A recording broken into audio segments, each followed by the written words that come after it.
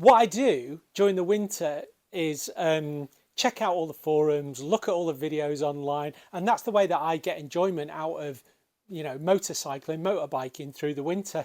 I love watching all the chats on the various forums and seeing what people are using and where people are going, and it's good for me. It keeps my interest in what's going on, and also it gives me ideas about maintenance or farkling that I can do on the bike.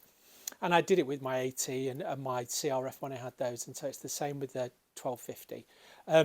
The first thing that I got was a set of BMW aluminium panniers, and I got them from Motorrad Sycamore. It looks as though they shift hundreds of aluminium panniers. And what you do is you get the panniers and then you get the locks as well. You need 6 locks, and you code the locks by moving wafers around to the key that you've got on your BMW. There are other really good pannier systems available. I just wanted the BMW ones. I think they've got resale value, and I don't know. I just wanted the BMW ones. Now, one of the things I did notice when I have ridden it is that even with the screen in its maximum height, I was still getting some buffeting, kind of hitting me at the top of the helmet, and I'm really surprised at that, because this is a bike which I would say is probably aimed towards a taller rider. There's a whole market on lower seats and low suspension GSAs, different subject. Anyway, on this one, which is all standard, I found that even with the screen, this is a normal screen, even when it's extended to the top, I was still getting some buffeting. So today what I'm going to do is swap that out and put on one that I've got from Puig. They are Spanish, so made in Barcelona apparently. So I'm going to whip the old one off and put the new one on. Come along for the ride. We'll have a chat as we go through it. So I bought this online from a place called Pyramid Plastics. They're based up north, Northamptonshire, Lincolnshire way. It arrived within 3 days. I ordered it on the Friday, it arrived on the Wednesday. There's the instructions. I would say probably avoid the instructions. You hear the Chinook outside? RF Odium training over here. Anyway, I've just fitted this screen. These are the instructions. What you need to do with these instructions is throw them away, because don't follow the instructions. They send you off in the wrong place, and you can do it much faster if you just follow what I'm going to do now. The instructions suggest that you take the cowl off, so that's what I did, but I actually don't think you even need to do that. You'll see why in a minute. That cowl is only retained by 4 little screws. It's a 2-minute job to take off. I think the suggestion is that you need to take that off, because when you angle the screen, it might foul that cowl.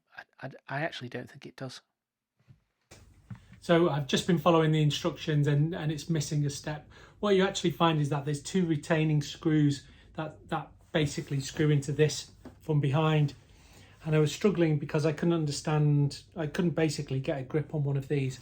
Now what I realise is that there's actually this clips onto a frame, and it's retained by 1 screw. I'll take a photo of it so that you can see it. Photo there, that's the bit that you need to remove. Once you've undone that,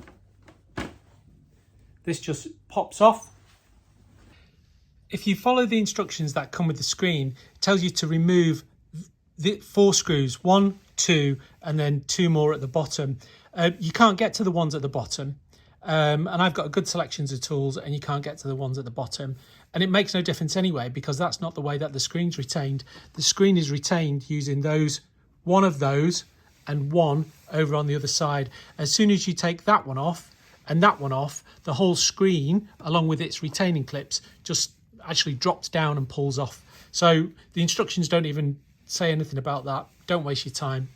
Just take that one off, and then the screen will come off. This is common sense, really. You just disassemble those back plate and the front plate, and there's 4 rubber grommets, and they pop out, and you use those to seat into the new screen, and then you just reassemble it all.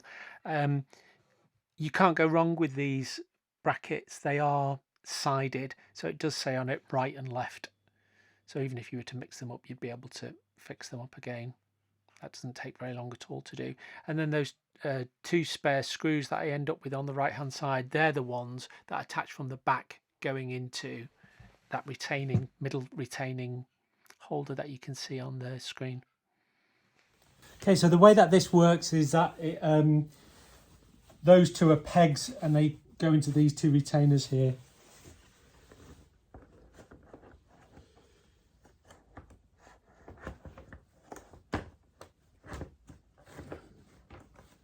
Oh, that was easy. That was easier than I expected. And now I'll show you these screws that you need to do on the other side. So here we are, we're just putting this back together. This is the way that you should do it at the start, really. One there and one over the other side, not wildly securely attached to that frame. And you can buy these frame reinforcement brackets, which I guess go from the aluminium's arms onto the top and the lower screws there. Should have done that at the start. I really don't think you need to take the cowl off. I think it probably just slides off. Who knows? So just before I put that front cowl back on, why don't we just do a quick comparison of the original screen versus this extended Puig one.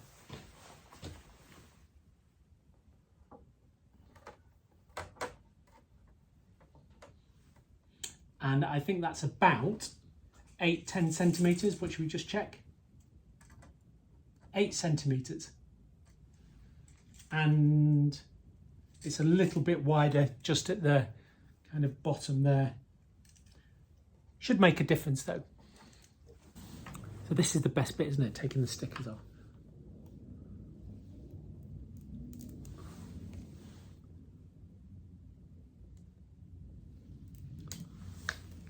So then the last thing that we're doing is we're putting the cowl on. Don't spend 5 minutes off camera trying to work out which way the cowl goes up, okay? So the best way to remember it is that that is at the bottom because it shapes over the light. And these go underneath the clear air spoilers. Yeah, so that goes under there, like that. And then it's just those screws that go 2 in there and 2 in the side. So that's it. Like, comment, subscribe. Hopefully you enjoy what I'm doing. We're going to be doing more of the same in 2023.